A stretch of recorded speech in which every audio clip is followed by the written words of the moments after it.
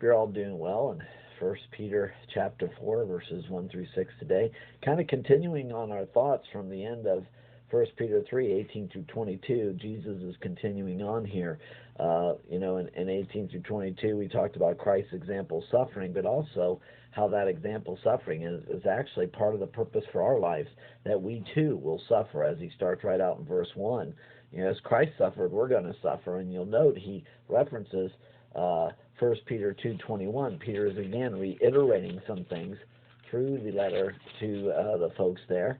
And he references 2:21, for you've been called for this purpose. Christ also suffered for you, leaving you an example for you to follow in his steps. So, my friends, we are to follow in the Lord's steps, and that will mean suffering. I'm not sure if you're thinking that is good news this morning, but again, it is.